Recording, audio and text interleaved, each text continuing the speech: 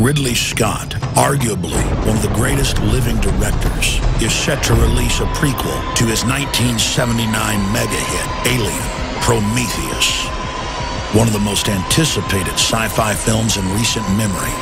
Infowars.com research analysis shows Prometheus is not just a film, but a revelation of the method, revealing the deepest secrets of the Illuminati mystery religion. I do have a lot of contacts in the media, as viewers and listeners know, and I have been able to secure a copy of an early script, and it follows very closely from the trailer I've seen and other leaks. And I'm not going to give the entire film away here, but in synopsis, this is a film about the origins of humankind with a super race of near immortal genetic engineers who are contemplating a genetic overwrite or rewrite of the planet Earth when meddling humans stumble in to the magician's laboratory. They are punished for their trespass. It was so wrong. The so-called space jockey is the advanced species that have engineered humans back on Earth and produced the bioweapon that we know of as the classical alien that burst out of your chest after feeding on the food in your intestines. The reason we're taking time out to examine Prometheus is because its storyline, its plot, mirrors that of many ancient societies. And the ideas presented in Prometheus are at the core of Western secret societies. These are ancient civilizations that were separated by centuries, and yet this same pictogram was discovered in every one of them. Please tell me you can read that. I think they want us to come and find them. Across the world, we see evidence of early civilizations' obsession with what they believed were off-world influences. From the Nazca lines in South America to the pyramids of Egypt, we see artifacts, testament to early man's obsession with off-world manipulators. Every ancient culture believed they were communicating with men from the sky. Ezekiel with spinning wheels of fire landing and creatures with blue space helmets approaching Ezekiel and giving him a drug to take, and then he has wild hallucinations. One could say that Prometheus is simply art imitating life and putting a 21st century spin on the beliefs of the Dogon tribe in Africa and the Aztecs of Mesoamerica.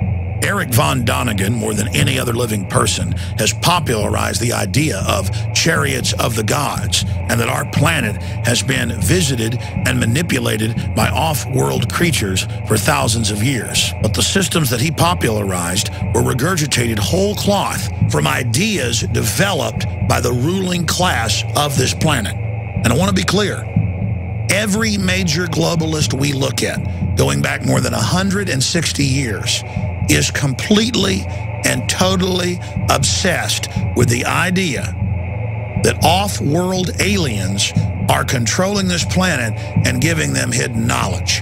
By the 1870s, T.H. Huxley Group and their X Club was dominating the Royal Society in England.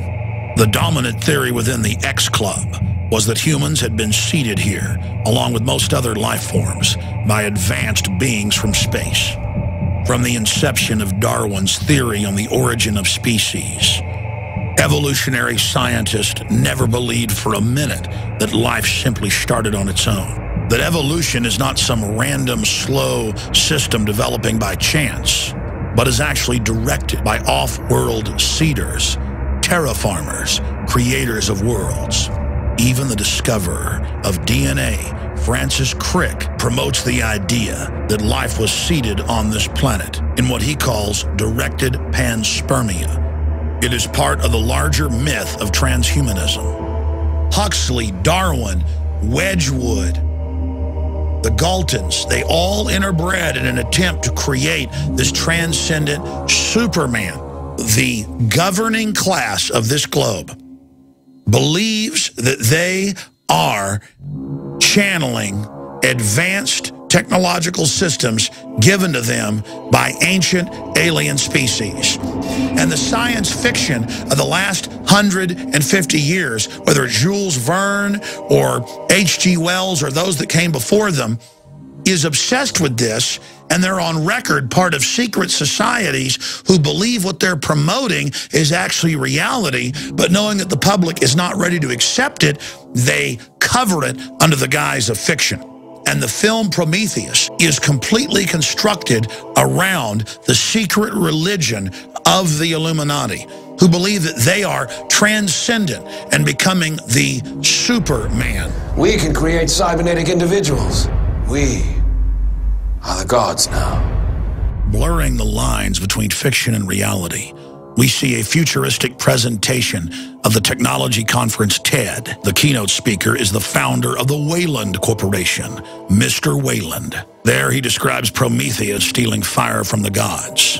From the Titan Prometheus, our first true piece of technology, fire. The transference of fire, or the first technology to man, is only the beginning of his transgressions. Prometheus is a titan and the creator of mankind who attempts to elevate humans to the level of gods and is punished. The Illuminati believe they have stolen the fire of true genius from the gods.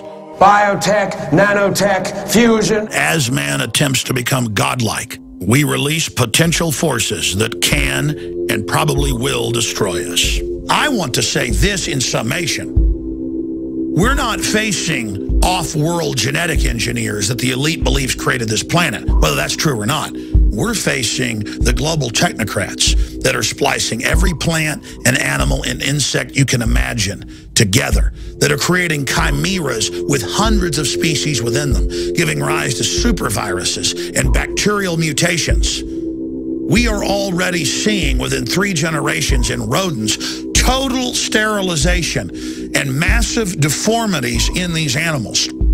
And we have proven from the Rockefeller Foundation documents and other reports that this is part of a long-term program to wreck the general public's DNA. This is the global elite who have fantasized about off-world genetic engineers, creating them actually in a 160-year-plus program, developing the sciences and technologies to put this into place. Whatever you say about the Illuminati, they have got patience and they have had incredible vision. But I believe humanity needs to hear the truth and understand that this is being carried out against us all. Because we have a choice to stand up now, but only a short window, and say no. I know the plot of the film. I know how it ends. But I'm going to leave that for you to discover. The point is, the film itself is only a revelation of the method, an externalization of the hierarchy.